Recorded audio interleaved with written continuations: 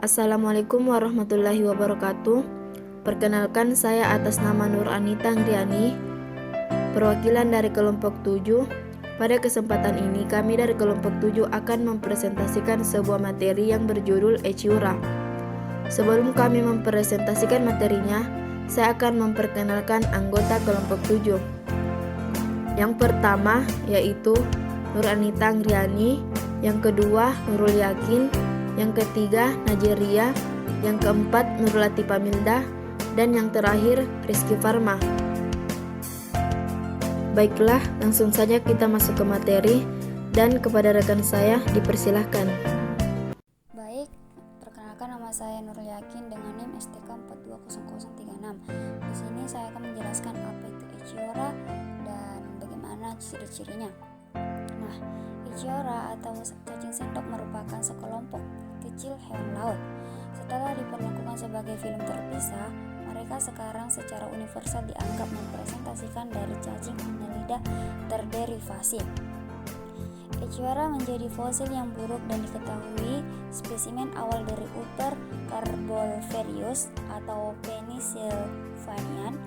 Namun, biang fosil berbentuk U bisa merupakan Eciura yang telah ditemukan sejak periode Kambrium. Adapun ciri-ciri umum dari filum Eciura, yang pertama itu hidup di dasar substrat pantai atau laut dalam. Kemudian terdapat sekitar 150 spesies. Dan ketiga, semua hidup di laut. Keempat, biasa disebut vivertars, worm, or spawn worms. Yang kelima, memiliki segmen pada fase larva. Yang keenam, saat dewasa itu tidak menunjukkan segmen. Yang ketujuh, bentuk silindris, panjang, memiliki proboscis seperti sendok di bagian interior. Kemudian yang kedelapan, ukuran tubuhnya itu bervariasi, dapat mencapai 50 cm.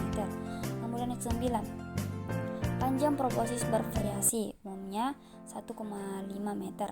Biasanya lebih pendek dari tubuhnya tetapi bisa diperpanjang hingga 25 kali lebih panjang dari tubuhnya. Kemudian yang ke-10, proboscis tidak bersifat retraktif, digunakan untuk mendapatkan makanan. Kemudian yang ke-11, permukaan tubuh halus atau ditutupi kutil-kutil yang tersusun melingkar atau tidak beraturan. Kemudian ciri-cirinya yang ke-12 yaitu warna umumnya kusam coklat atau kelabu, beberapa hijau atau merah dan transparan. Mungkin dapat saya jelaskan tentang film Eciura dan ciri-cirinya. Baiklah, saya atas nama Nur Anita Angriani akan melanjutkan pembahasan materi yaitu reproduksi pada Eciura dan siklus hidup pada Eciura. Reproduksi pada Eciura ini terjadi secara seksual dengan pembuahan eksternal di air laut kecuali pada Bonilia. Salah satu spesies Bonilia yakni Bonilia viridis di mana pembuahannya ini dilakukan oleh betina. Selanjutnya telur ini akan menetas menjadi larva trokopor yang berenang bebas sebagai meroplankton, kemudian turun ke dasar laut dan tumbuh menjadi Eciura muda yang hidup sebagai bentos. Selanjutnya yaitu siklus hidup pada Eciura, yakni selaput sperma dan sel telurnya ini akan menyatu saat bersentuhan, di mana blok polispermia parsial terjadi sedini 10 detik setelah pembuahan. Telurnya ini akan menjorok keluar setelah pembuahan. Selanjutnya, sigot Eciura akan mengalami pembelahan spiral di mana gastrulasi terjadi pada sekitar 148 tahap sel melalui invaginasi lempeng vagital. Diketahui bahwa kebanyakan Eciura memiliki larva tropokor yang berenang bebas kecuali pada Bonilia yang larvanya bersilia sempurna dan merangkak di atas substrat. Adapun tahap berenang bebasnya bisa berlangsung hingga 70 hari dan metamorfosisnya terjadi secara bertahap dan akhirnya larva akan menetap dan mengambil kehidupan dewasa. Baiklah, saya serahkan kepada pemateri selanjutnya. Perkenalkan, nama saya Najeria dari program studi budidaya perairan. Baik, saya akan melanjutkan materi dari rekan saya yaitu tentang pencernaan Eciura. Sistem pencernaan Eciura dimulai dari mulut yang terletak di proboscis, yaitu di bagian dalamnya. Selanjutnya, makanan akan masuk menuju esofagus yang tersambung dengan faring. Beberapa spesies Echiura memiliki lambung. Ketika makanan telah masuk ke lambung, lalu dibawa ke intestin untuk diserap, lalu menuju anus yang akan dibuang. Echiura memakan detritus. Detritus ini merupakan fragmen dari organisme yang sudah mati atau merupakan sisa dari organisme yang sudah mati. Jadi, pencernaan Echiura dimulai dari mulut, kemudian proboscis, kemudian masuk ke faring, lalu menuju lambung, dan akan masuk ke intestin untuk diserap, kemudian dibuang di anus. Kemudian, sistem saraf. Sistem saraf Echiura terdiri dari otak di dekat pangkal belalai dan tali saraf ventral yang membentang sepanjang tubuh. Kemudian sistem pernafasan.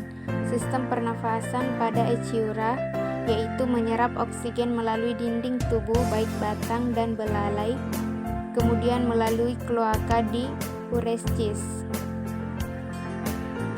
Adapun tingkah laku dari Echiura yaitu dapat bergerak di permukaan dengan belalainya yang menggenggam beberapa benda sebelum menarik tubuh ke depan. Echiura atau cacing sendok bergerak maju di sepanjang liangnya melahap jaring dan partikel yang terperangkap.